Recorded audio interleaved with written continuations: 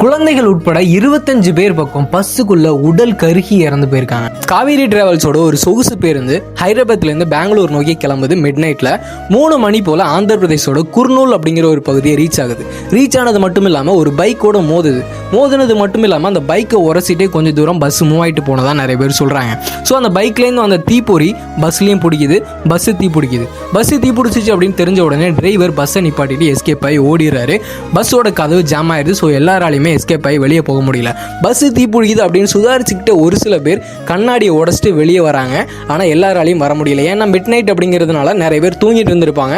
So என்ன நடக்குது அப்படின்னு தெரியறதுக்கு முன்னாடியே பஸ்ஸு முழுசாக எரிஞ்சு 25 பேர் பக்கம் இறந்து போயிட்டாங்க. ஒரே ஃபேமிலியை சேர்ந்த நிறைய பேர் இறந்து போயிருக்காங்க, குழந்தைங்க இறந்து போயிருக்காங்க. அவங்களுடைய ஓன் ஃபேமிலினாலேயே இறந்தவங்கள அடையாளம் காண முடியல அப்படின்ற மாதிரி சொல்கிறாங்க. ஸோ எந்த அளவுக்கு கொடூரமான ஒரு இறப்பு அவங்களுக்குலாம் வந்திருக்கு அப்படிங்கிறது எனக்கு நல்லா புரியுது. என் சார்பாக ஆழ்ந்த இரங்கலை தெரிவிச்சுக்கிறேன்.